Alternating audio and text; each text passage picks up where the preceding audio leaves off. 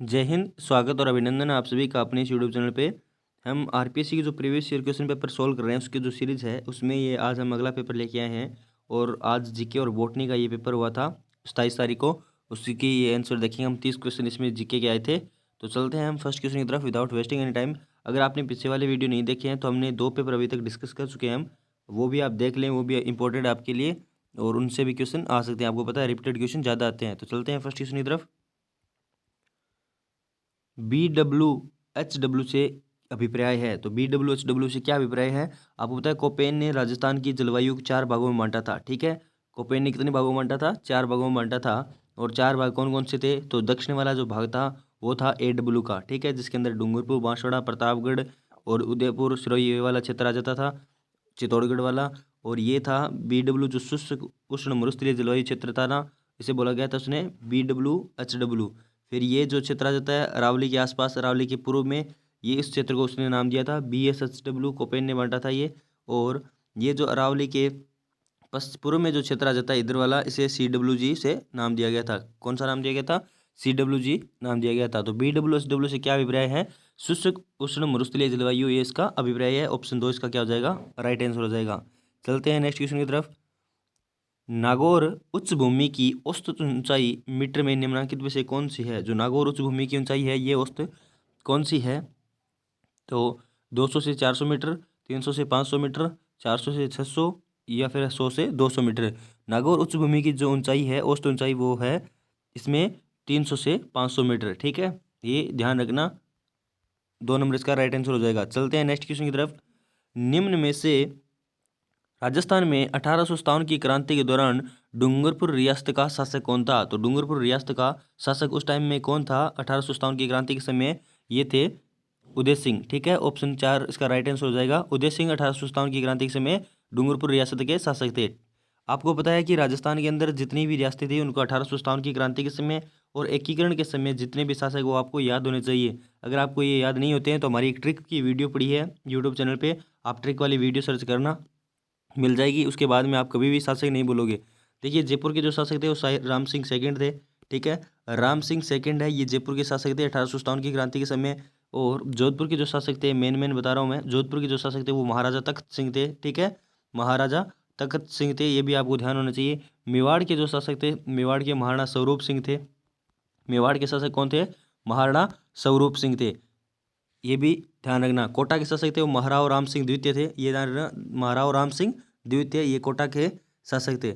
और आपने पढ़ा होगा कि कोटा के शासक राम सिंह द्वितीय की सहायता करने के लिए करौली के एक शासक गए थे जिनका नाम था मदन पाल। तो इसका मतलब ये हो गया कि मदन पाल कौन हो गए? करौली के शासक 1857 की क्रांति के समय थे। झालावाड़ है, झालावाड़ को आपको पता है, झालावाड़ के शासक पृथ्वी सिंह को हराकर तात्या टोपे ने इसको झालावाड़ पर अधिकार कर लिया था। तो इसका मतलब ये झालावाड़ के शासक कौन हो गए? पृथ्वी सिंह हो गए। तो ये ऐसे ट्रिक बना के आप याद रख सकते हो। चलते हैं नेक्स्ट क्वेश्चन की तरफ।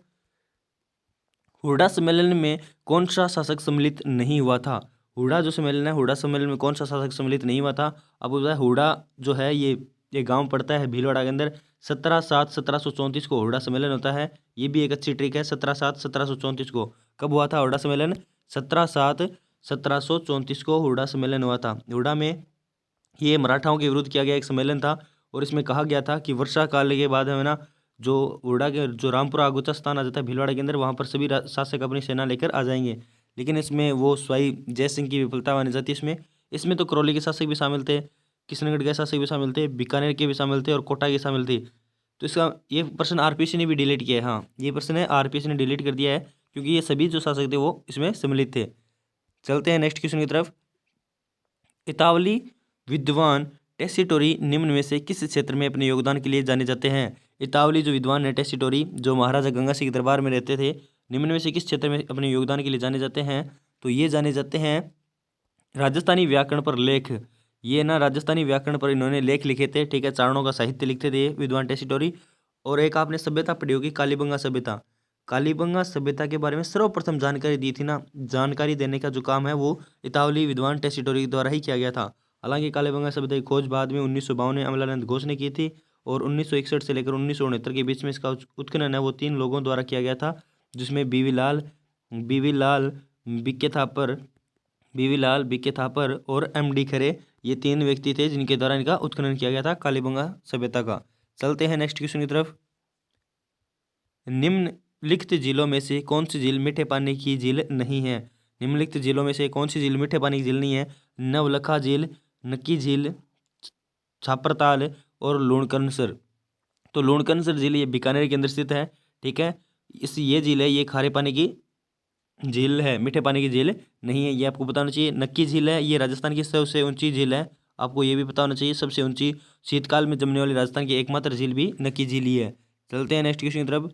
किस रियासत में गोकुल भाई भट्ट ने प्रजामंडल आंदोलन का नेतृत्व किया था? तो गोकुल भाई जो भट्ट है, गोकुल भाई भट्ट के कारण ही माउंट आबू है ये अपने राजस्थान में मिला था। इसे गोकुल भाई भट्ट को राजस्थान का गांधी भी कहा जाता है।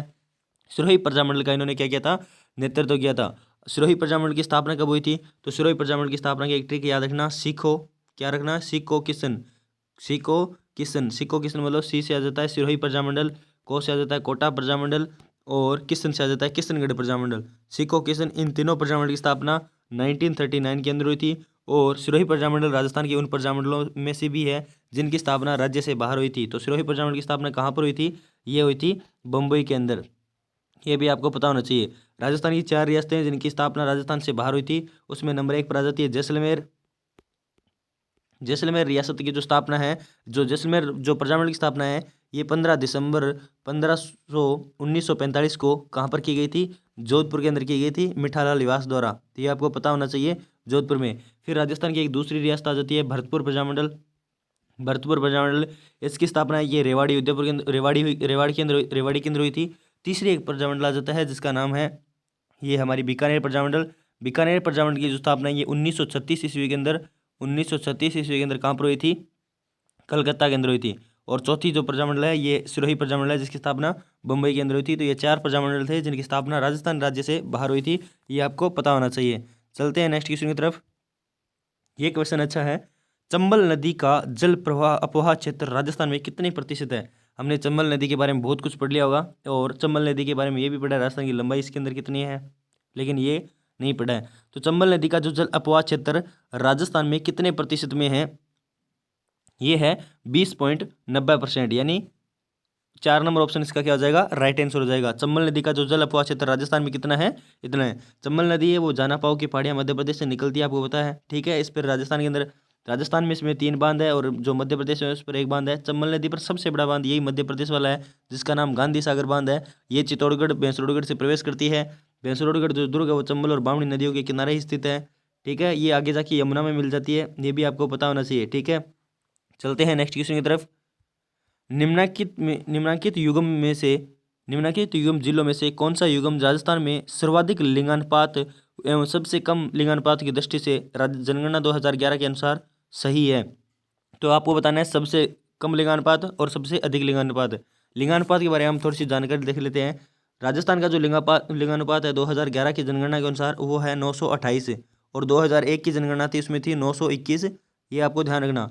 928 में अगर आप 4 जोड़ देते हो तो ये हो जाता है 933, और राजस्थान के अंदर जो ग्रामीण लिंगानुपात है वो है 933, ये आपको पता होना चाहिए। फिर आ जाता है अगर 928 में से अगर आप 14 घटा देते हो तो ये आपके पास आ जाता है 914, और 914 राजस्थान के अंदर जो लिंगानुपात है वो है शहरी क्षेत्र का लिंगानुपात है। ये तो होगी हमारी एक ओवरऑल लिंगानुपात की बात, यानी जो बड़ा लिंगानुपात है उसकी लिंगानुपात की।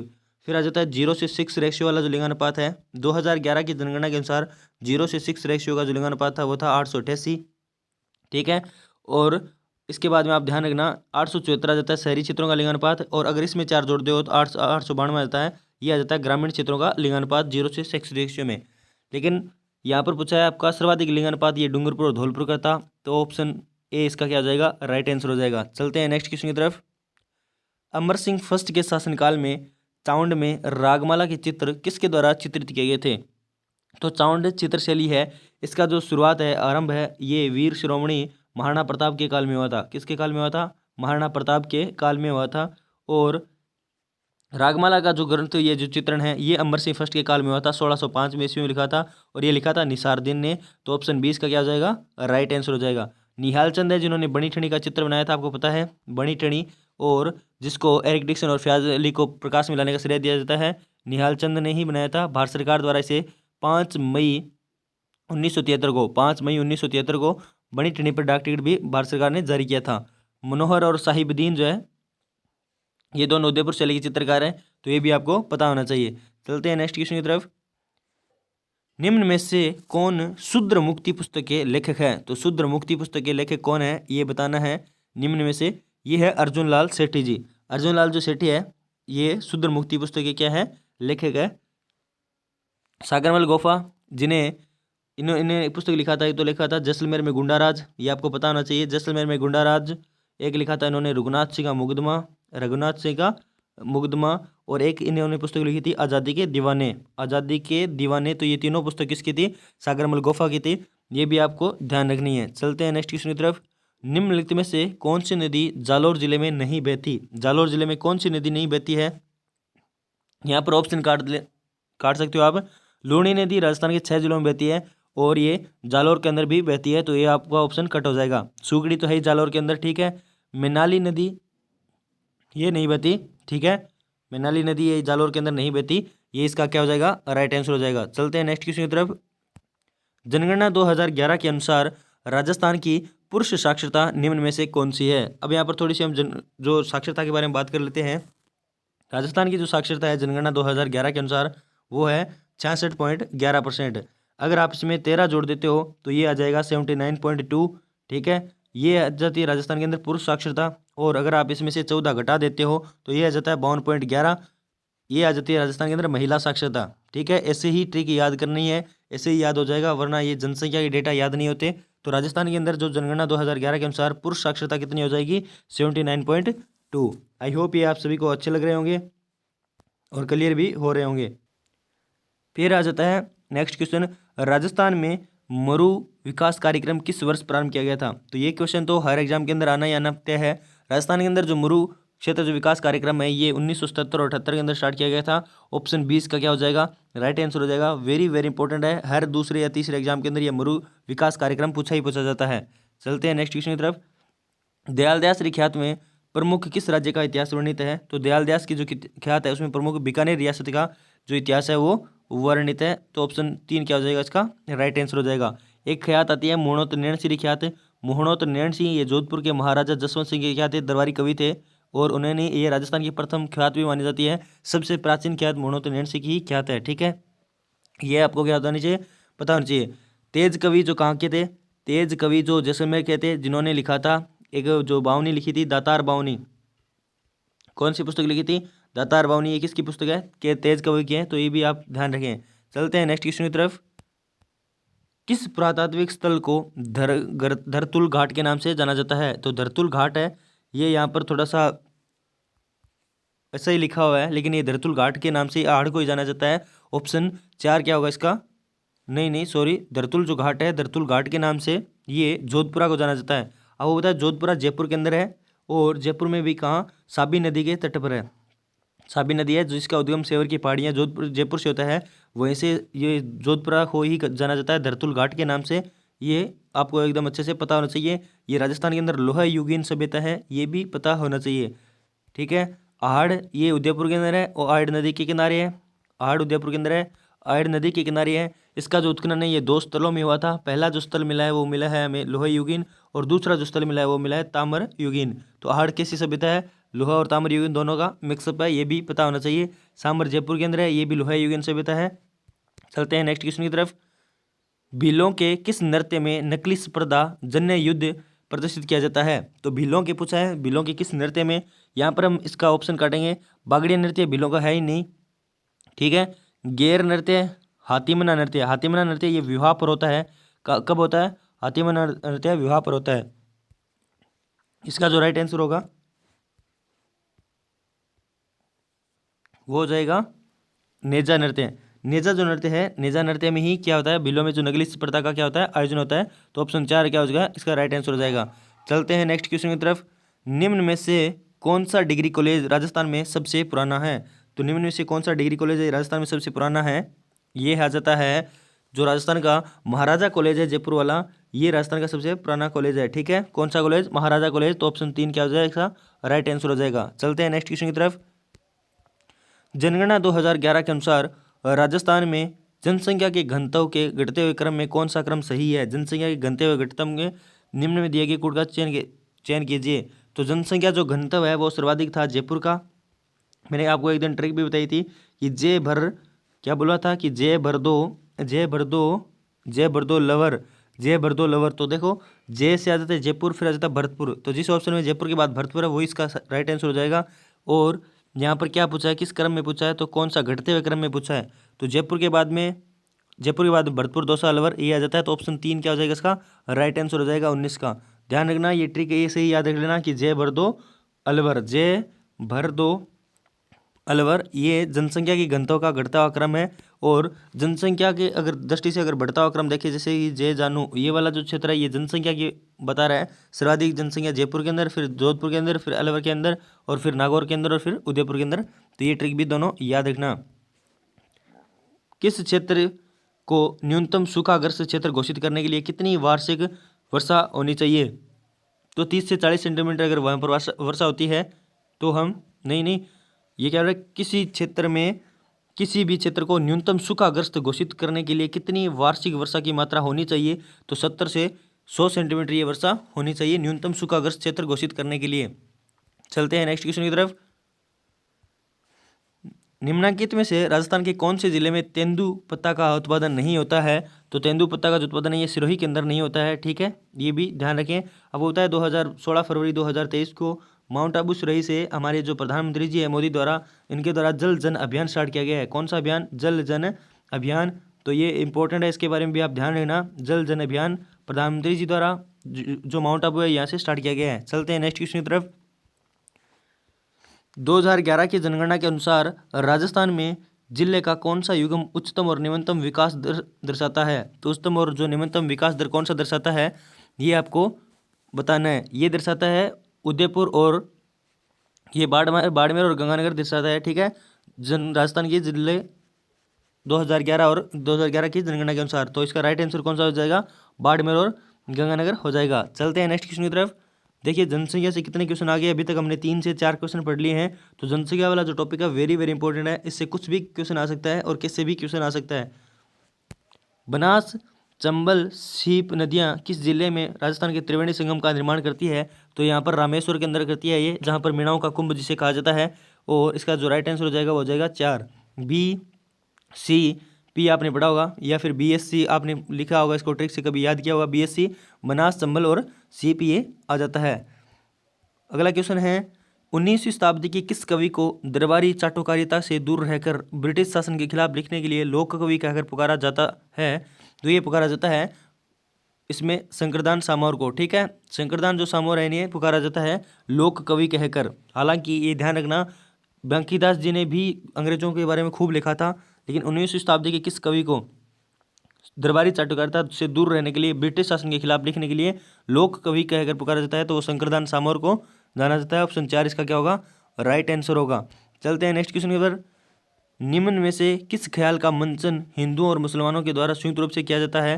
तो ये तुरा कलंगी आ जाएगा इसमें, तो आपको पता है, ठीक है, तुरा और कलंगी, जिसमें तुरा भगवान शंकर का प्रतीक होता है और कलंगी माता पार्वती का प्रतीक माना जाता है।